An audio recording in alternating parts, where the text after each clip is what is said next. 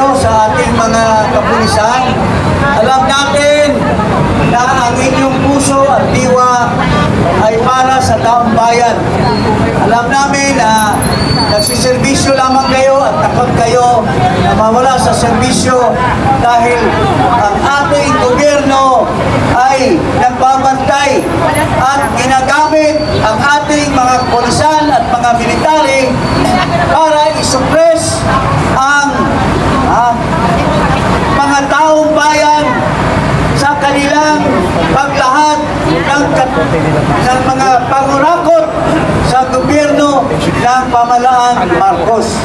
Pero naintindihan po namin ang damdamin nyo at nagpapasalamat kayo na pinagbigyan nyo kami sa paglahad ng aming mga hinaing. Thank you! Sa gobyerno na puro lamang kabulastugan. Unang-una, ang inaasikaso ngayon ni Marcos para lamang maprotektahan ang kanyang panatili sa pwesto. Pinabayaan na niya ang ating ekonomiya.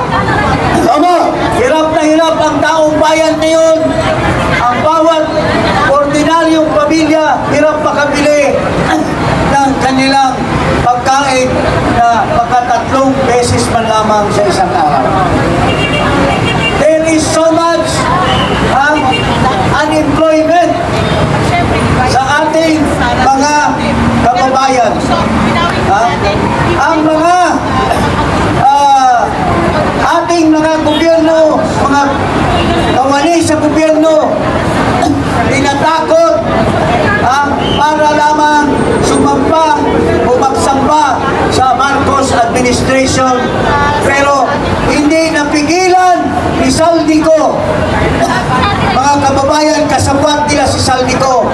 Inaikayat din natin na makulong si Saldico, pero intindihin natin na si Saldico kasabwat nila sa pagnanakaw at siya ay may personal knowledge, may kaalaman siya dahil siya ay kasama nila. At sinasabi ni Saldico na ang numero 1 kawatan ay si Marcos Jr.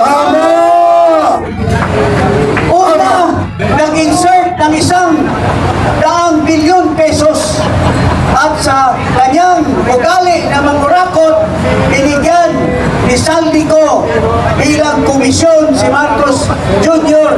ng 25 bilyones ka pesos at ito ay binulsa niya, mga kapatid.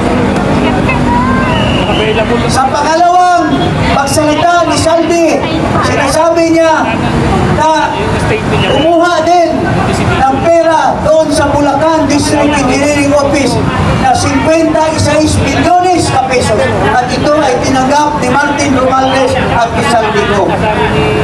Kulang-kulang ng 100 bilyon pesos ang binulsa ni Marcos sa ating mga kababayan bilang buwis at ito po ay ginawa sa pamamagitan ng ugali ni Marcos.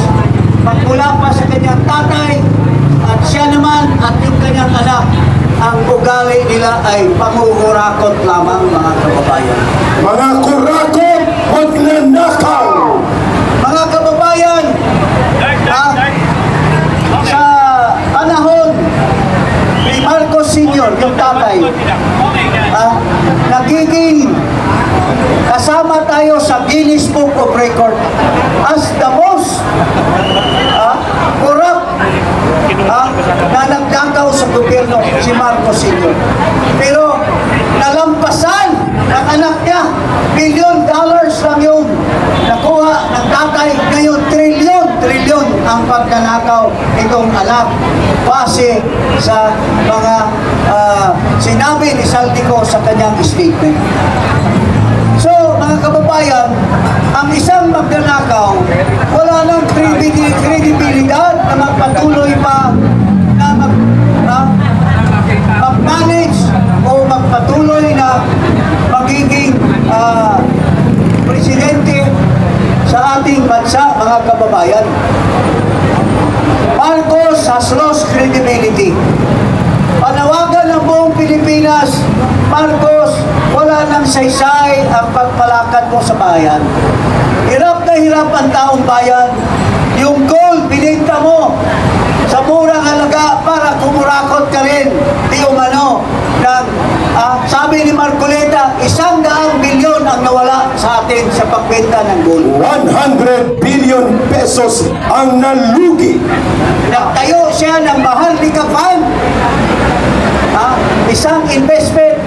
Pero saan ang galing ang pera? Kinuha ang pera sa land bank na para sana sa ating mga magsasaka na makahiram ng pera para makapag-cultivate sila ng kanilang yuta or lupa.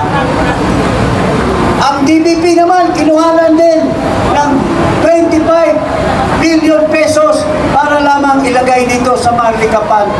Pero kung iniwanan yon sa DBP, mas malaki pa ang kikitain ng DBP kaysa dito sa Maharlika Fund. Nagawa-gawa lamang ni Marcos para maglustay din ng pera dyan sa Maharlika Fund na yan.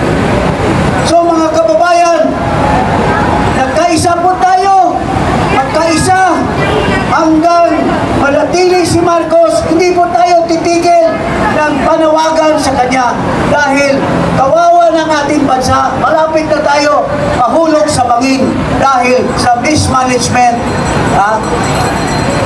incapacity na sinasabi ng kanyang kapatid. Siya ay wala ng pag-iisip dahil baka magmula pa ng bata pa siya hanggang ngayon, nagdudroga pa rin at kaya